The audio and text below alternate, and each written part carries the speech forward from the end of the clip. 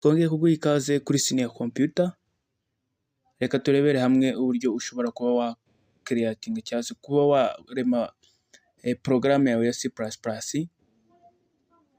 Ushobora kuza ukajya hano kuri new document ugakandaho, cyangwa se ukaza hano kuri menu bar ukajya hano kuri tab bita file ugakandaho, harimo akabatoni kanditseho new ukakajyaho ntugakandeho, ukabona iyi button yitwa source file akaba ariyo ukandaho kuko niyo file nshyashya cyangwa se file ya porogaramu yawe nshyashya, cyangwa se ugakanda iriya shortcut iriho bita Ctrl+N. Mubona gukanda kuri Ctrl ugakanda no kuri N icyarimwe. File yacu twamaze kuyikiriyatinga, ubu igisigaye ni ukuba twakwandika kode bisanzwe. Akandi kantu tugiye kurebera hamwe uyu munsi ni akantu bita execute, ni ukuvuga ngo ni gute turaninga porogaramu yacu.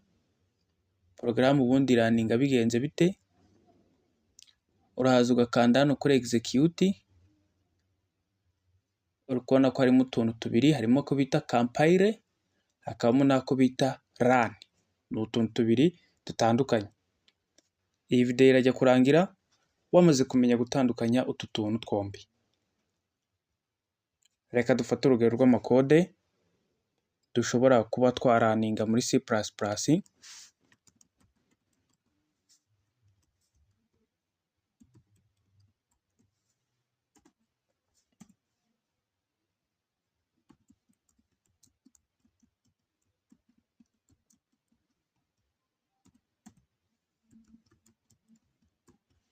So int main,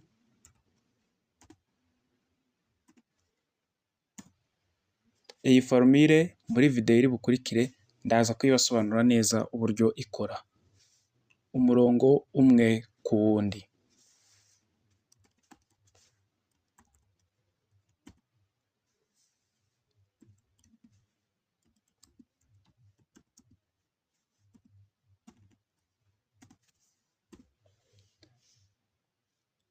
Uru ni urugero rw'agaporogaramu kacu ku buri muntu wese ugitangira kwandika porogaramu.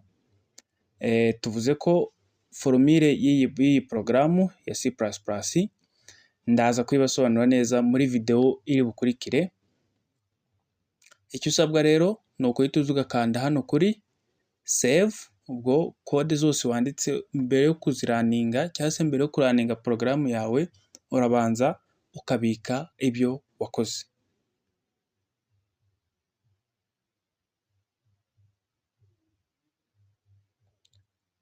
Iri ni izina, hano niho twandika izina rya porogaramu yacu. Ushobora guhitamo aho uyisevinga.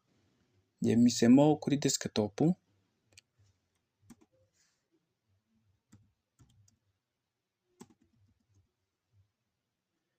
Iyo ugiye kwita izina porogaramu ushyiraho akadomo cpp.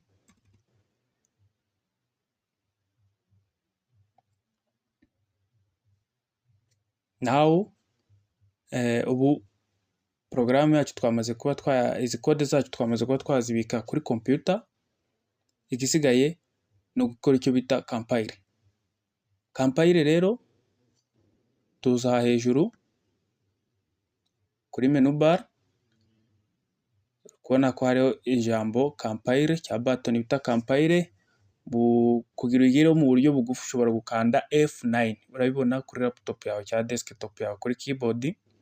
Iyi compile rero icyo ishatse gusobanura mbere ko tuyikandaho ni ukuvuga ngo ifata izi code wanditse mu buryo bw'amagambo n'imibare mu rurimi umuntu yumva, ikazikonvatinga, ikazitransforming, ikazihinduramo mu buryo bwa 0 na 1, ari rwo rurimi computer ibasha kumva. Kugira tubikore rero dukanda hano kuri execute tugakanda kuri compile. Uri kubona ko kode zacu zamaze kuba compiled, ni ukuvuga ngo izi kode zacu zamaze kuba zaba porogaramu ishobora kuba yaraningwa cyangwa se kuba yakora muri computer nk'izindi porogaramu zose dusanzwe tuzi, nta kosa na rimwe ririmo. Ubushize twize akamaro k'iyi floating window cyangwa se iyi raporo window itugaragariza niba dufite amakosa, ikagaragaza size ya porogaramu yacu n'igihe byatwaye kugira ibe compiled cyangwa se ibe computer ibe yayikonvatinga iyivana muri ubu buryo bw'amagambo twumva ikabushyira mu rurimi rwa computer yumva arirwo rwa binary. So document yacu yabaye created, ushobora kuza hano kuri desktop aho twayibitse ukayibona. Dore ngiyi yanditseho ikaze muri C++ nk'uko twayise kare, kuri execute, warangiza ugakanda kuri run. Nk'uko mubibona rero porogaramu yacu yaraninze neza cyane, iza ifite exe extension, ni ukuvuga ngo uri kubona nureba neza kuri porogaramu usanzwe ufite muri mudasobwa yawe uzajya ubonaho aka kantu ka E na X na E kuri buri porogaramu. Akenshi biba bivuze ko iyo porogaramu ishobora kuba yaraninga cyangwa kuba yakora muri computer yawe nk'izindi porogaramu usanzwe ukoresha. Ibyo twari twagerageje kwandika ko bigaragara ni ikaze muri C++, kubona ko n'ubundi nibyo byagaragaye aha ngaha. Kurikira izindi video kuri Senior Computer zikurikira kugira ubashe gusobanukirwa ibijyanye na C++. Ciao ciao.